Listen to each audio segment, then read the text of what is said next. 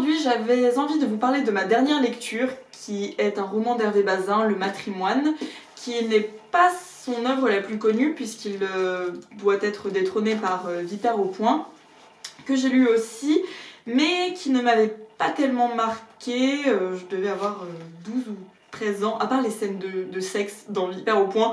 Je pense que j'étais une jeune vierge effarouchée à l'époque, et donc voilà, ces scènes de batifolage dans les champs m'avaient un petit peu remué, mais en dehors de ça, je pense que les parents sévères, j'étais déjà assez endurcie de ce côté-là, donc ça m'a pas plus traumatisée que ça. En revanche, ce livre-là, je dois dire, m'a à la fois traumatisée et confortée dans ma résignation vis-à-vis de l'amour, après quelques expériences décevantes et quelques désillusions. Et ce qui est triste, c'est que je dis ça à 21 ans, mais au fond de moi, comme certains amis le savent, je suis encore une grande romantique et un cœur d'artichaut qui n'apprend jamais rien. Bref, on n'est pas là pour parler de ma vie sentimentale, on est là pour parler du Matrimoine d'Hervé Bazin. Je vais vous en lire 2 ou 3 extraits qui m'ont plu et que je trouve assez représentatifs de l'esprit du livre, mais je ferai peut-être une autre vidéo parce que c'est un livre qui a soulevé beaucoup de réflexions intéressantes sur le couple, le quotidien, apprendre à vivre avec quelqu'un d'autre, et en fait c'est un livre qui a été écrit enfin, en tout cas, l'histoire se déroule à la fin des années 50, dans les années 60, et en fait, il y a certains côtés, alors très datés, il y a beaucoup de choses qui appartiennent aux années 60, et heureusement, et d'autres qui sont très modernes.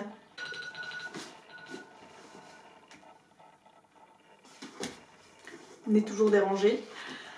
C'est un roman qui m'a beaucoup plu, par le ton très ironique de l'auteur, très mordant, c'est absolument horrible, et en même temps il fait preuve d'autodérision. Alors le personnage principal qui est le narrateur s'appelle Abel Bretodeau, ce n'est pas directement Hervé Bazin qui parle, mais je pense qu'à travers son personnage il s'amuse beaucoup. Il y a certaines de ses pensées qui sont les siennes propres et d'autres où au contraire il dit le contraire de ce qu'il a l'air de penser à travers son personnage, en se moquant de lui-même, en se moquant de son épouse, de ses enfants, des situations familiales. Voilà, il est vraiment très observateur, assez réservé, il garde beaucoup de choses pour lui mais il n'en pense pas moins.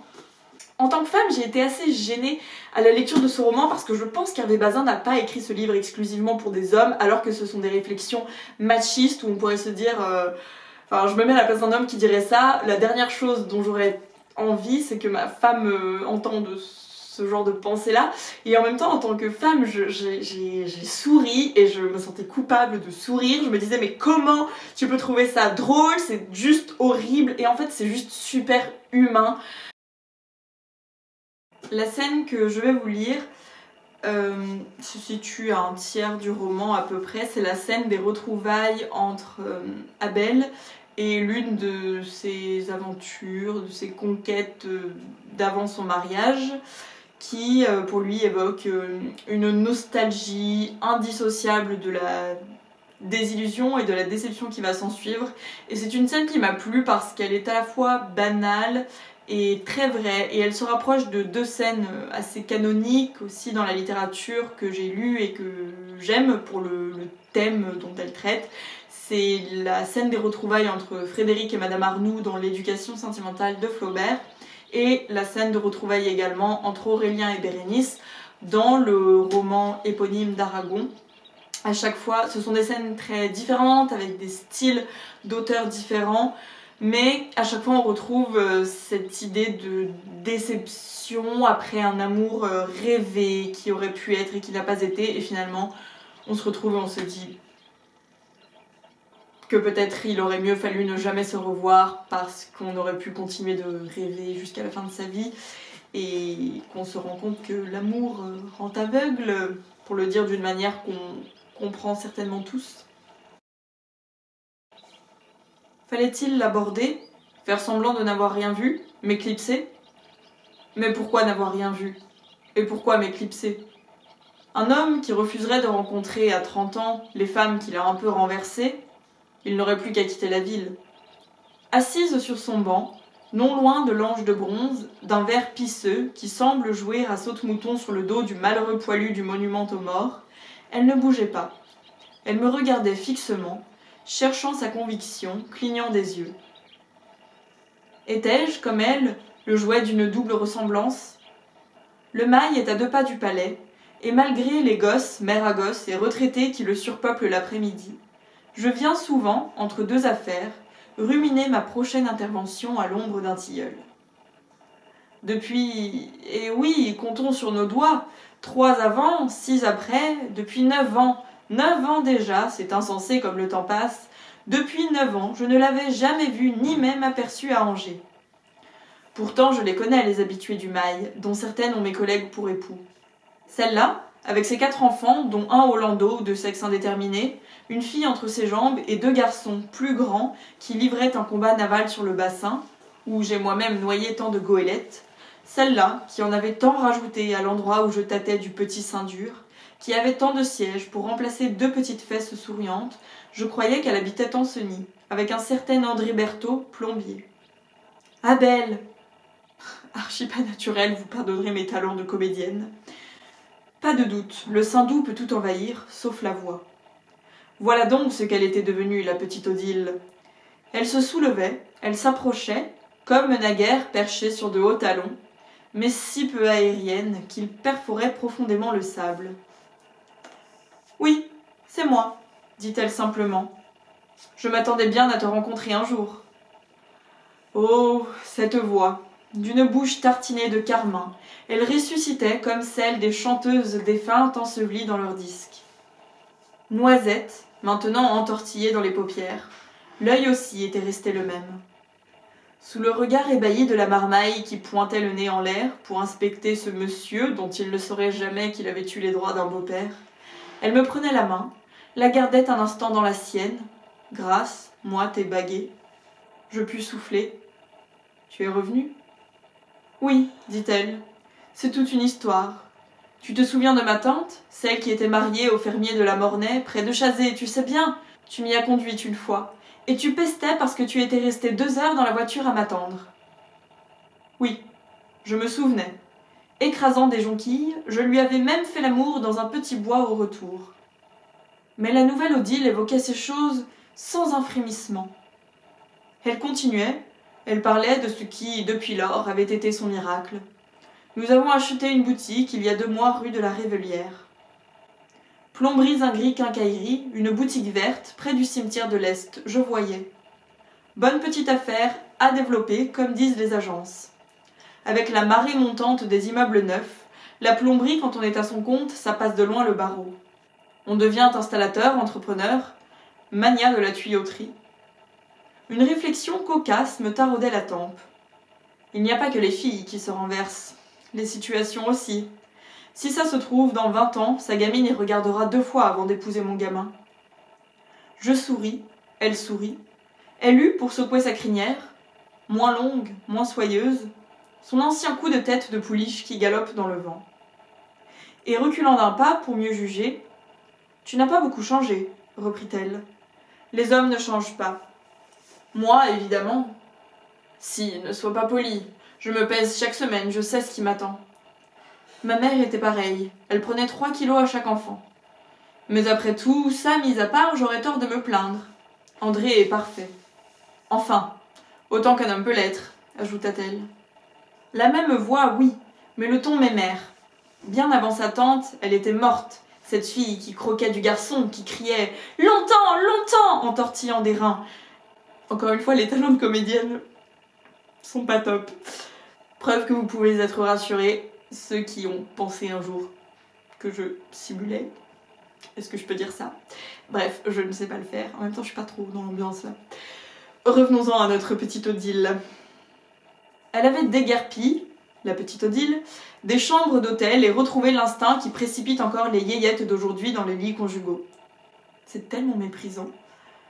Maintenant, elle respirait en soulevant la poitrine. Sa fille, accrochée à sa robe, me regardait avec une crainte hostile. Un des garçons secouait le landau. « Rémi, tu as fini ?» cria-t-elle, avant d'ajouter à mi-voix. « André n'aimerait certainement pas nous voir ensemble. » Une seconde, j'entendis la rumeur. « Vous avez vu? Qu'est-ce qu'il fricote, Bretodeau, avec son ancienne ?» Mais y avait-il à Angers plus de 10 personnes pour se souvenir, et plus de 2 pour identifier, dans cette mer abondante, ma mince, ma vive, mon enragée danseuse des ponts de Cé ou de Bouchemaine? Moi-même, je n'y parvenais pas. J'étais navrée, et pas seulement pour l'esthétique. Je me sentais affreusement solidaire, dépouillée d'un vieux charme, de mes souvenirs bafoués en leurs meilleurs témoins. Elle le comprenait bien. Pour moi, cette phrase-ci, c'est l'essence de ce thème dont je vous parlais, qu'on retrouve dans les scènes de Flaubert et d'Aragon. Ce couple de jeunes amoureux qui a vieilli, qui se retrouvent et qui se rend à l'évidence que rien n'est plus comme avant. C'est beau et c'est terrible. « Toi et moi, dit-elle, c'est de l'histoire ancienne. Je n'arrive plus à y croire. Et pourtant... » L'ironie lui retroussa la lèvre. Ce qu'il se ficherait de nous, les mômes qu'on a été. Mais déjà s'effaçait cette grâce et se recomposait ce visage rond, prudent, voué aux rassurantes tasses de cœur dessinées par le rouge. La question rituelle tomba.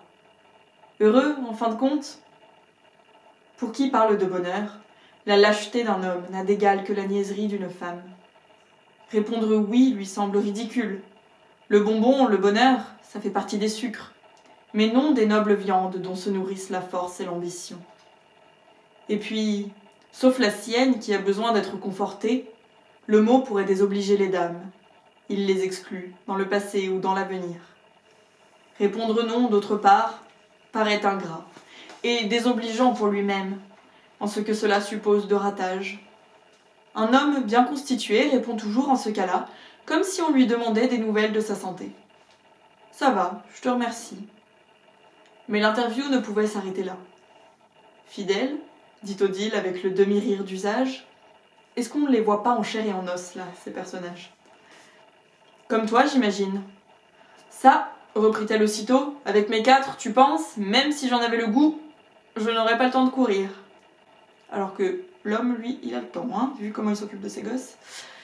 Pour la seconde fois, l'Odile 1950, qui n'interrogeait pas, qui n'était béante qu'au plaisir, reparut sous l'Odile 1959.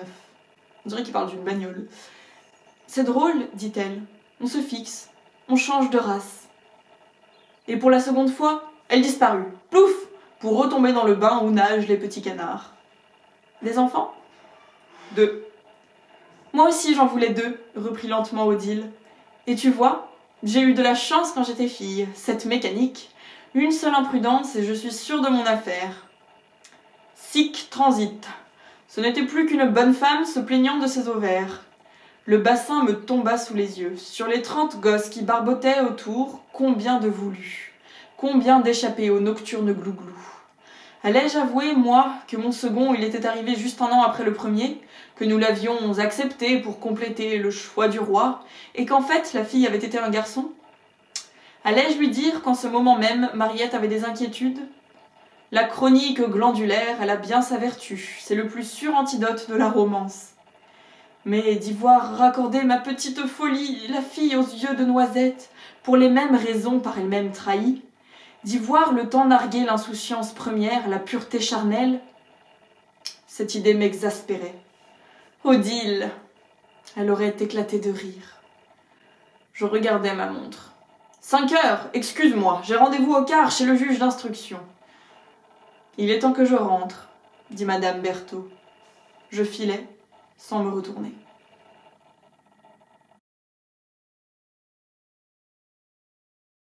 Ce matin, j'entre chez les garçons et je trouve Nicolas, perplexe, un doigt dans son nez. Il regarde cette mappemonde lumineuse, usée, cabossée, qui fut mienne. Je m'approche, imaginant que la réduction au 4 millionième l'embarrasse. Mais il dit, tout à trac, « Bretodeau, papa, c'est masculin ?» Il n'en semble pas sûr, et sans s'expliquer, il enchaîne, « T'as vu l'Europe? C'est tout des dames. » L'Europe, il a raison, ne comprend que des femmes. La France, l'Angleterre, l'Allemagne, la Russie, la Pologne, l'Italie, la Bulgarie, l'Autriche, l'Espagne, la Roumanie, la Suède, la Norvège, la Finlande. Et l'exception confirme la règle. Le Portugal, le Danemark, le Luxembourg, Monaco sont tous de faible taille. Le globe tourne. Les 5 parties du monde sont aussi féminines, Et pour le tout, on dit la terre. Et ce qui n'est pas la terre est la mer. Pardi. La mer, la mer. Toujours recommencer.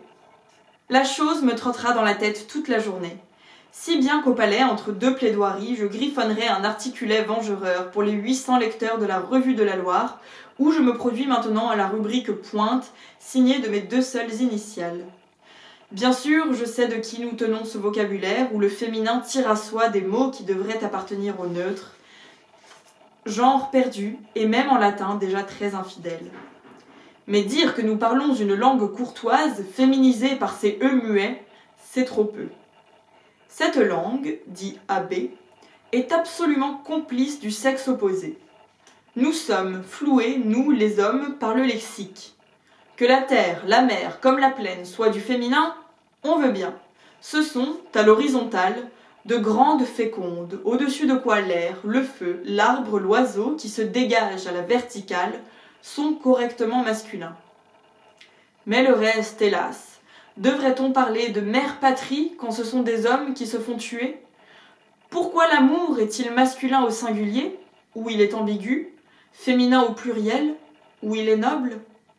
Pourquoi la passion, l'émotion, la sensibilité sont-elles féminines, tandis que nous sont laissés le rut, le sexe, ces grands sales? Pourquoi la vertu en face du vice? L'humilité, la charité en face de l'orgueil et de l'égoïsme? Creusez la question, et bientôt vous verrez se dégager une règle. Le masculin dégrade. À la nation s'oppose l'État, réalité plus rude, quelque chose comme son mari.